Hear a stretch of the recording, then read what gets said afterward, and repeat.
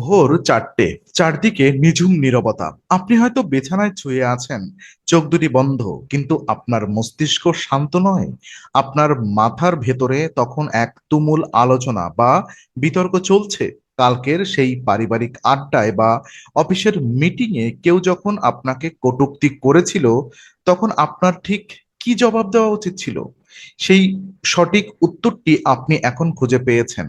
আর এখন নিজের মনের ভেতরেই সেই পুরো দৃশ্যটি নতুন করে তৈরি করছেন।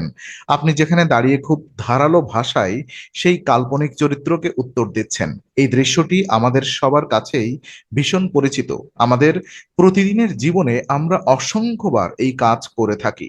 কখনো ফিসফিস করে একা একা বিড়বিড় করি, আবার কখনো সম্পূর্ণ নীরবে নিজের মনের অন্ধকার ঘরে বসে দীর্ঘ কথোপকথন চালাই। কিন্তু কখনো কি ভেবে দেখেছেন কেন এমন হয়? কেন বিবর্তনের ধারায় আমাদের মস্তিষ্ক এমন এক অদ্ভুত ব্যবস্থা তৈরি করলো, যেখানে আমরা একই সাথে বক্তা এবং একই সাথে একজন নিবিষ্ট শ্রোতা? আমরা যখন কোনো রোবট বা কৃত্রিম বুদ্ধিমত্তার কথা ভাবি, আমরা দেখি তারা প্রদত্ত কোড বা আদেশ মেনে কাজ করে। তাদের কোনো নিজস্ব অনুভূতির জগৎ নেই, নেই কোনো নীরব ভাবনা। কিন্তু মানুষের ক্ষেত্রে বিষয়টি সম্পূর্ণ আলাদা। আমাদের এই নীরব আত্মকথন বা ইনার স্পিচই আমাদের মানুষ হিসেবে সংজ্ঞায়িত করে।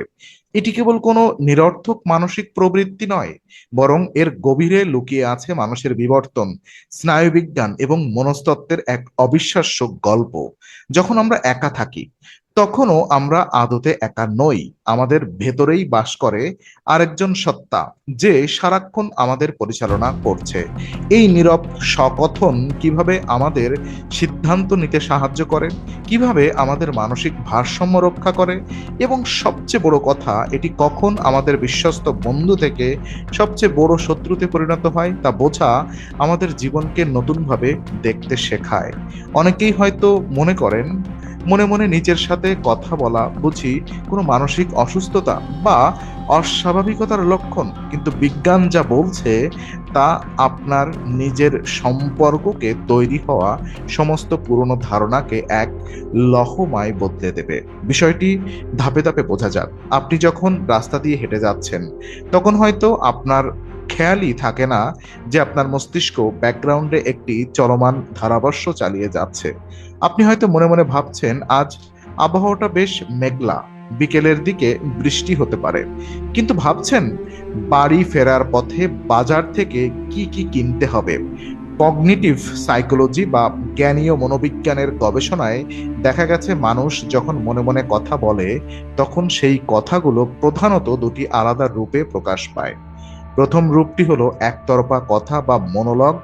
এখানে আপনি নিজেই নিজের কাজের বা ভাবনার বিবরণ দিয়ে যান। যেমন কোনো কঠিন কাজ করার সময় নিজেকে নির্দেশ দেওয়া যে প্রথমে এই কাজটি করতে হবে, তারপর ওই কাজটিতে হাত দিতে হবে। আর দ্বিতীয় রূপটি হলো কথোপকথন বা ডায়ালগ। এখানে আপনার মনের ভেতরে যেন দুটি আলাদা চরিত্র তৈরি হয়। একটি পক্ষ কোনো কিছু করতে চায়, অন্য পক্ষ যুক্তির দোহাই দিয়ে তাকে থামানোর চেষ্টা করে। আপনি যখন দোকানে কোনো দামি জিনিস পছন্দ করেন, তখন আপনার ভেতরেই তর্ক শুরু হয়। এক মন বলে জিনিসটি কেনা দরকার, অন্য মন সতর্ক করে দেয় যে সামনে অনেক খরচ রয়েছে।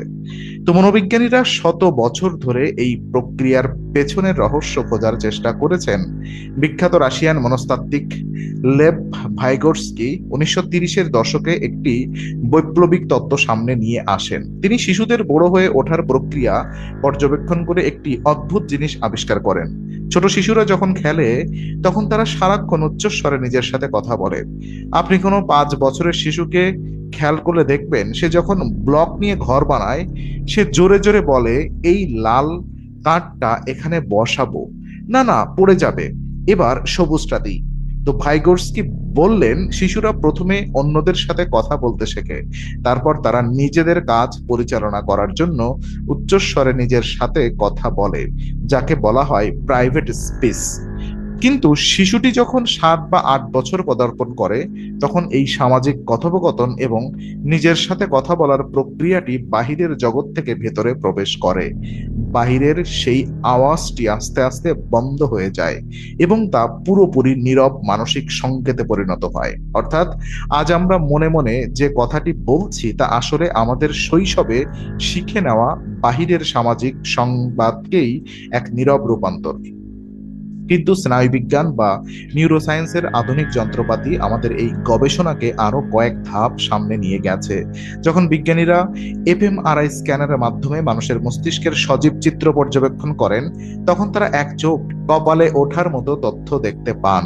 আপনি যখন জনসম্মুখে উচ্চস্বরে কোনো বক্তব্য দেন বা বন্ধুর সাথে কথা বলেন, আপনার মস্তিষ্কের প্রাক ফ্রন্টাল অংশ এবং ফ্রন্টাল লোবের যেসব এলাকা সক্রিয় হয়ে ওঠে, ঠিক সেই একই অঞ্চলগুলো সক্রিয় হয় যখন আপনি মনের ভেতরে সম্পূর্ণ নীরব থেকে নিজের সাথে কথা বলেন। বিশেষ করে মস্তিষ্কের বাম পাশে অবস্থিত ব্রোকাস এরিয়া, যা মূলত আমাদের কণ্ঠনালী ও মুখকে শব্দ উচ্চারণের জন্য সংকেত পাঠায়, তা মনে মনে কথা বলার সময়ও একইভাবে ব্যাকগ্রাউন্ডে কাজ করতে থাকে। অর্থাৎ বৈজ্ঞানিক দিক থেকে আপনি যখন নীরব থাকেন, আপনার মস্তিষ্ক কিন্তু সত্যি সত্যি শব্দ উচ্চারণ করার সমস্ত নিউরোনাল প্রস্তুতি শেষ করে ফেলে।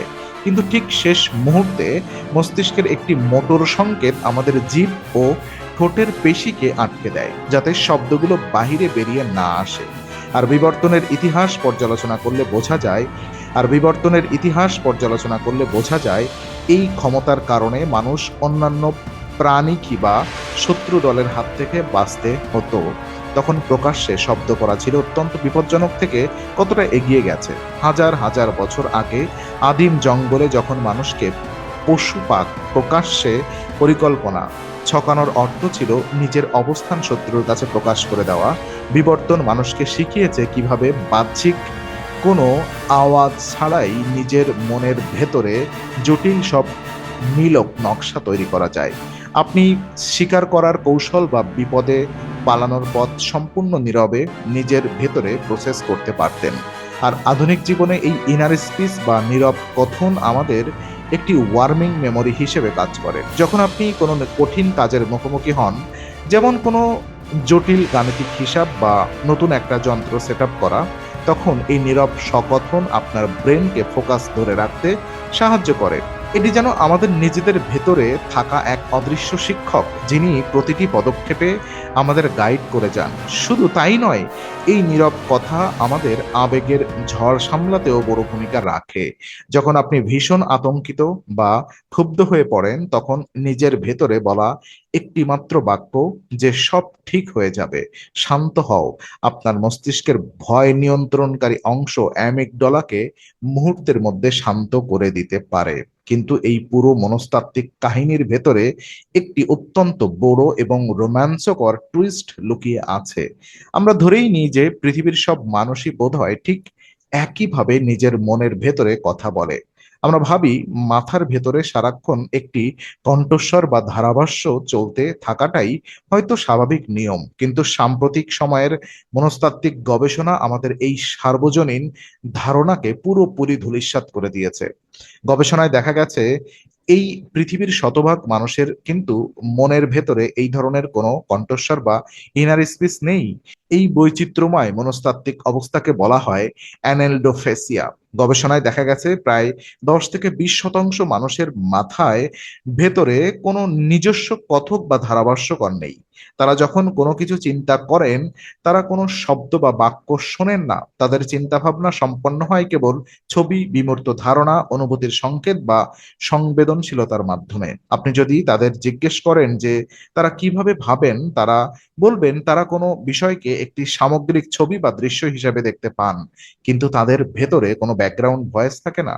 এর চেয়েও বড় টুইস্ট হলো আমাদের সেই ভেতরের কণ্ঠস্বরের চরিত্র নিয়ে। আপনারা অনেকেই হয়তো খেয়াল করেছেন, আমাদের ইনার স্পিচ সবসময় আমাদের বন্ধু হিসেবে কাজ করেন না। অনেক সময় এটি আমাদের জীবনের সবচেয়ে বড় শত্রুতে বা কঠোর সমালোচকে পরিণত হয়। আপনি যখন কোনো ভুল করেন, তখন ভেতরের সেই আওয়াজটি চিৎকার করে বলতে থাকে, তুমি একটা ব্যর্থ মানুষ, তোমাকে দিয়ে কিছুই হবে না, সবাই তোমাকে দেখে হাসছে। একে বলা হয় নেগেটিভ সেলফ টক। মনোবিজ্ঞানীরা এতদিন মনে করতেন এটি মানুষের এক ধরনের মানসিক দুর্বলতা বা অতিরিক্ত চিন্তা করার রোগ, কিন্তু নিউরোসায়েন্সের আধুনিক তত্ত্ব বলছে এই ভেতরের কঠোর সমালোচকটি আসলে আপনাকে কষ্ট দেওয়ার জন্য তৈরি হয়নি। বিবর্তনের ধারায় এটি ছিল আমাদের টিকে থাকার এক প্রাচীন সুরক্ষা কবচ। আদিম সমাজে দলের থেকে বিচ্ছিন্ন হয়ে যাওয়া মানে ছিল নিশ্চিত মৃত্যু। তাই মানুষের মস্তিষ্ককে সবসময় চরম সতর্ক থাকতে হতো যেন সে এমন কোনো ভুল না করে যার ফলে সমাজ তাকে দূরে ঠেলে দেয়। আপনার মস্তিষ্ক আদিম অংশটি আপনাকে সম্ভাব্য লজ্জা, অপমান বা সামাজিক বর্জন থেকে বাঁচাতে চায়। তাই সে আগেভাগেই আপনাকে নিজের ভুলগুলো খুব কঠোরভাবে মনে করিয়ে দেয় যাতে আপনি ভবিষ্যতে সতর্ক থাকেন। কিন্তু সমস্যা হলো আজকের আধুনিক বিশ্বে আদিম যুগের মতো জীবনের ঝুঁকি নেই, কিন্তু আমাদের মস্তিষ্ক এখনো সেই হাজার বছরের পুরনো অ্যালার্ম সিস্টেম ব্যবহার করে চলছে। ফলে অতি সতর্ক মস্তিষ্কের সেই আত্মরক্ষামূলক প্রয়াসই আজকের মানুষের কাছে বিষণ্ণতা এবং চরম উদ্বেগের কারণ হয়ে দাঁড়িয়েছে। আপনার নিজের ভেতরের কণ্ঠস্বর আপনাকে বাঁচাতে গিয়ে আপনাদের মানসিকভাবে বন্দী করে ফেলছে। এই বৈজ্ঞানিক সত্যটি আমাদের সামনে এক গভীর মানবিক উপলব্ধি এনে দেয়। মনের ভেতরের এই কণ্ঠস্বর কিন্তু আপনি নিজে নন, এটি কেবল আপনার মস্তিষ্কের তৈরি একটি প্রসেসিং টুল। আপনার মাথায় সারাক্ষণ যা ভেসে উঠছে তাকেই চূড়ান্ত সত্য বলে ধরে নেওয়ার কোনো কারণ নেই। আমরা যখন বুঝতে পারি যে আমাদের ভেতরের এই কঠোর সমালোচকটি আদতে ভীতিগ্রস্ত একটি প্রাচীন ব্যবস্থা, তখন আমরা তার সাথে এক নতুন ধরনের সম্পর্ক তৈরি করতে পারি। মনোবিজ্ঞানীরা বলেন যখন আপনার ভেতরে নেগেটিভ চিন্তা বা নিজেকে ছোট করার আওয়াজ উঠবে, তখন সেই চিন্তার সাথে তর্ক না করে সেটিকে দূরে দাঁড়িয়ে একজন নিরপেক্ষ দর্শকের মতো পর্যবেক্ষণ করুন। নিজেকে আমি ব্যর্থ না বলে মনে মনে বলুন যে আমার মস্তিষ্ক এখন আপনাকে ব্যর্থ ভাবার একটি সংকেত পাঠাচ্ছে।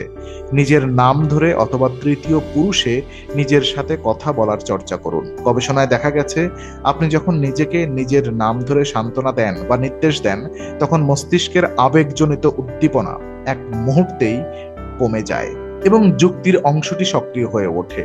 নিজের ভেতরে কথা বলাটা থামানোর বিষয় নয়, বরং সেই কথার ভাষা এবং সুরকে বদলে দেওয়াটাই আসল বুদ্ধিমত্তা। আপনি যখন নিজের প্রতি কঠোর না হয়ে একজন বিশ্বস্ত বন্ধুর মতো নিজের সাথে কথা বলতে শিখবেন, তখন আপনার মাথার ভেতরের এই নীরব জগৎটি আপনার জন্য সবচেয়ে বড় শক্তির উৎস হয়ে উঠবে। মানুষের মন, মস্তিষ্ক এবং আমাদের অস্তিত্বের এমন সব অজানা বৈজ্ঞানিক গল্প সহজ ভাষায় জানতে চাইলে আমাদের চ্যানেলটি সাবস্ক্রাইব করে সাথেই থাকুন।